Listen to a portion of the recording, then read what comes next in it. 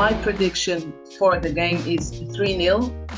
I think Ronaldo is going to get his goal, and that's why I'm starting him on the last match. Number one, he does need to rest. He's an athlete. And number two, he needs the goal we all want him to score. So I would say Ronaldo, João Neves, and João Felix. The three of them are going to score, so it's going to be a 3-0. I can say that João Neves is going to score with a header from a corner kick because he's so short. But like Jota, he's a good header, so João Neves will score a header from a corner. The first match was very important that we won, but that we struggled. That creates a sort of mentality they need in sort of competitions, which is sort of like a never give up attitude.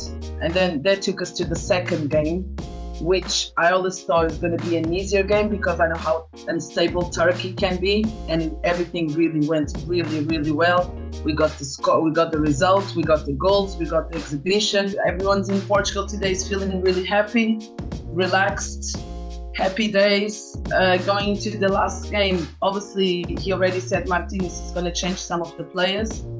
I wouldn't change, in my opinion. Of course I would rotate the players, but not like 100%, because I find that to be a little bit disrespectful as well to other teams. Still an important game for Georgia, and that will influence the other teams on the group. So I'm never of the opinion of changing the whole team and resting all of the best players. Although we have people say that Portugal has two teams, but we all know that's not 100% true in reality.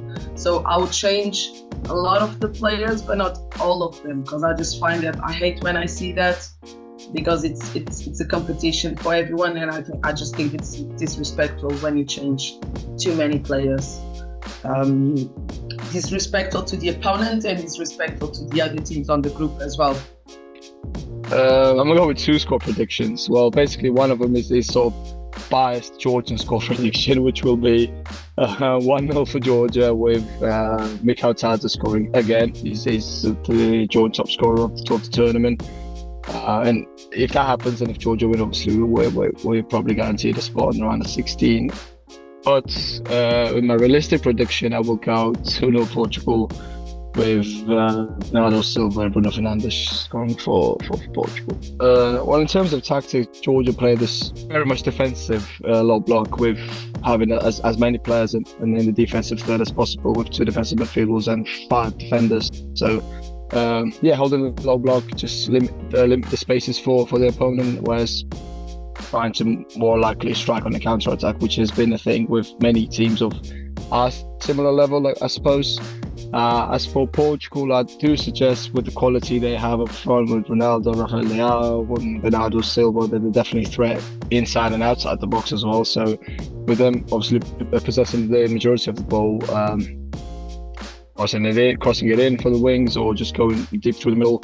I guess the main sort of difference between Georgia and Portugal in that game could be the individual quality of the Portuguese players and the way they deal with big games. So that's one. But you also have to consider that they've already qualified for the round of 16, so they may not play the usual starting 11. So there could be a few changes. So I do believe that they'll have the quality, they have what it takes to win the game, but again, you never know. Predictions are always very difficult, you know that, but I have to stay very positive, and I think I will say again a 2-0, and the first goal will again be from Romelu Lukaku. So he now has 3 disallowed goals, so I really hope for him. We have to be honest, the first loss wasn't expected, so yeah, we had to give an answer in the second game. Yeah, we're going again with a good result, because we're still in the race for the first position again. So there's only 4 teams with 3 points. We have a goal difference of 1, only +1. So of course, we're still the favorite in the group to win. Everyone expects, of course, again a win against Ukraine, but of course they have seen the game against Romania. So again, it will be really difficult, and when you make mistakes like in the first game, you can even lose. I expect again a 4-4-3 from our head coach Domenico Tedesco. He did 4 substitutions in the Romania game.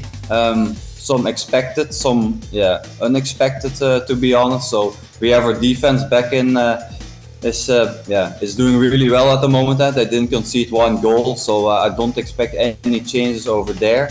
He has to do one substitution up front because Guadalupe Bacchio took his second yellow card already, so he has to do a change. But probably Leandro Trossard will come back in the team, who was on the bench and came in the second half against Romania. We have a lot of good players, like Kevin De Bruyne on the midfield, who's doing really well. He stepped up in the second game, so we don't have to be scared from a team like Ukraine. I know it's still a tournament and a lot can happen, but Belgium is really going for 6 points now, 6 out of 9.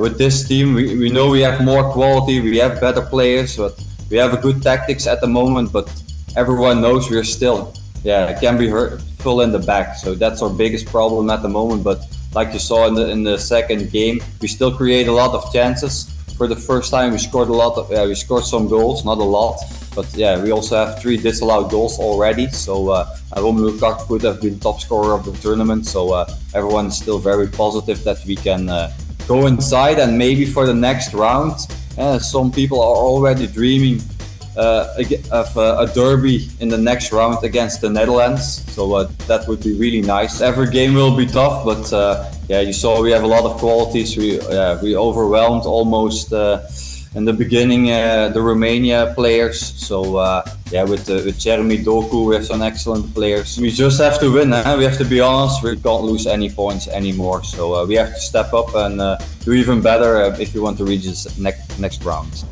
My prediction for the England game is 2-0 to England. I expect at least a draw, which will see them finishing second in the group. This game can end up being a draw, maybe a 1-1, something like that.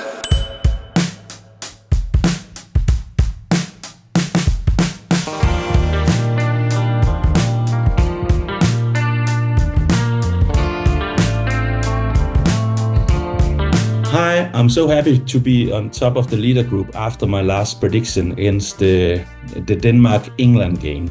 It was 1-1, it was a draw, and I was like thinking before the game, this could be a draw, because I know that England can live with a draw. You know, they do not need to win the game, but the Danish team need to have a point. So, and as I predicted, it was a very equal game. I think England was good in some part of the game. Denmark was good in other part of the game. Harry Kane did the first goal. I had wrong on that. My prediction was Jude Bellingham.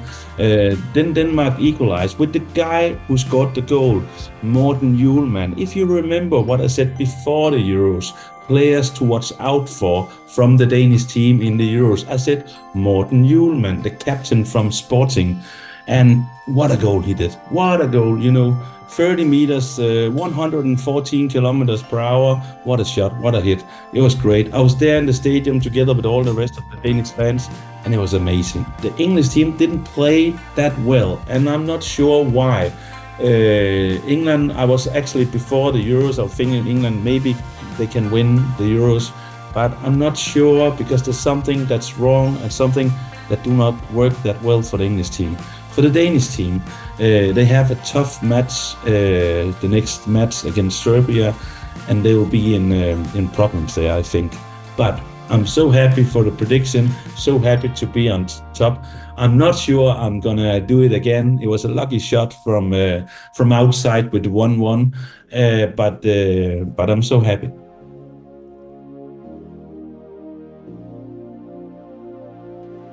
Eurocopper leaderboard. We also have some great news. Head to Betway to participate in their 150k Eurocopper leaderboards with hundreds of prizes, including a 50k cash prize to the winner of each leaderboard. Head to the site now and place winning Bet Builder bets to climb the leaderboard. You could also win 100 free bet daily for the highest odds winning Bet Builder bet on the Euro and Copper games that day.